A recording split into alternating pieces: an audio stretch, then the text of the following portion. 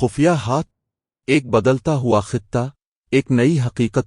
कुछ माह कबल जब इसराइल ने ईरान पर अचानक हमला किया तो जंग के इब्तिदाई 2 दिनों में मंजरनामा यकतरफा दिखाई दे रहा। तीसरे दिन इसराइली वार रूम में गैर मामूली खलबली मच गई।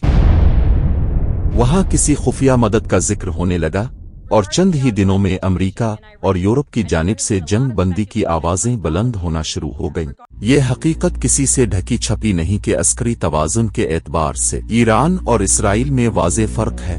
ईरान के पास न ऐसी जदीद मिसाइल टेक्नोलॉजी थी जो इसराइली दिफाई निज़ाम को चीर सके और न ही ऐसी फिजाई कुव्वत जो इसराइल के जदीद तरीन F-35 स्टील्थ तैयारों का मुकाबला कर सकती। इसराइल वो वाहिद मुल्क है जिसे अमेरिका ने इन तैयारों में मकामी सतह पर इलेक्ट्रॉनिक वारफेयर समेत मुकम्मल अपग्रेड की इजाज़त दी। दूसरी जानिब ईरान का जदीद तरीन तैयारा भी निस्फ सदी पुराना था। यही वजह थी कि जंग के पहले 2 दिनों में ईरानी अवाम और अफवाज का मोराल शदीद मुतासिर हुआ। अहम अस्करी और सियासी क़यादत को एक ही हमले में निशाना बनाया गया, जबकि इसराइली तैयारे और मिसाइल बिला रोक टोक ईरानी हुदूद में कार्रवाइयां करते रहे। मगर फिर अचानक जंग के तीसरे दिन पांसा पलटना शुरू हुआ। खित्ते का वही खामोश मगर फैसला कुन खिलाड़ी, जिसे शतरंज में जेकांत शिकरा कहा जाता है, हरकत में आता है। इसके बाद हालात यकसर बदलने लगते हैं। ईरानी मीडिया ऐलान करता है कि इसराइल के 3 जंगी तैयारे मार गिराए जा चुके हैं,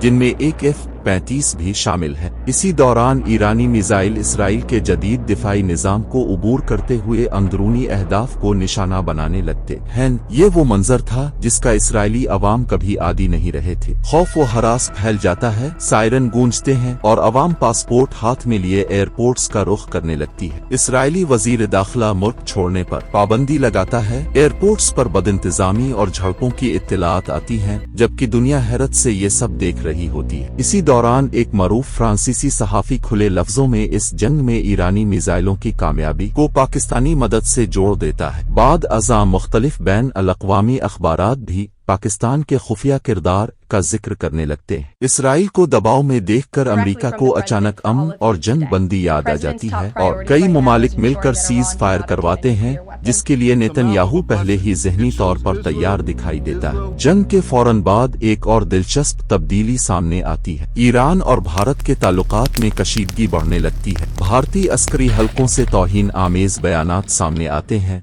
हता कि एक रिटायर्ड मेजर जनरल ईरानी वजीर दिफा को नाजिबा अल्फाज से नवाज देता है। दूसरी तरफ ईरानी पार्लियामेंट में अराकीन पाकिस्तान का परचम लहराकर शुक्रिया अदा करते हैं और आला सतही इदारों में शुक्रिया पाकिस्तान के नगमे गूंजने लगते हैं। इसी तसलसल में बलूचिस्तान में दहशतगर्दी के खिलाफ पेशरफ्त तेज हो जाती है। जो दहशतगर्द पहले हमलों के बाद ईरान फरार हो जाया करते थे, अब उनका इस्तकबाल ईरानी सरहदी फोर्सेस की गोलियों से होने लगता है। BLA के नेटवर्क को शदीद नुकसान पहुंचता है।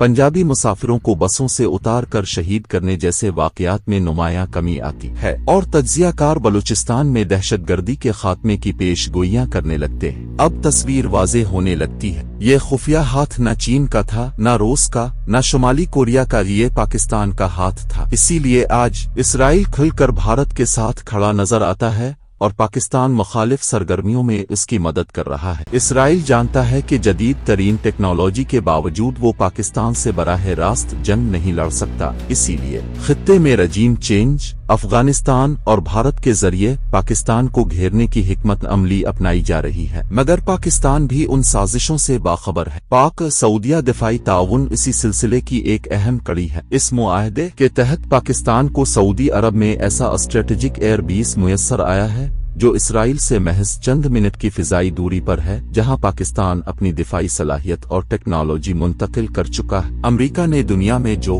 हलचल पैदा कर दी है, इसके असरात अभी सामने आना बाकी है। बहुत कुछ ऐसा होने वाला है जिसका शायद किसी ने तसव्वुर भी न किया हो। बस देखते रहिए, खेल अभी खत्म नहीं हुआ।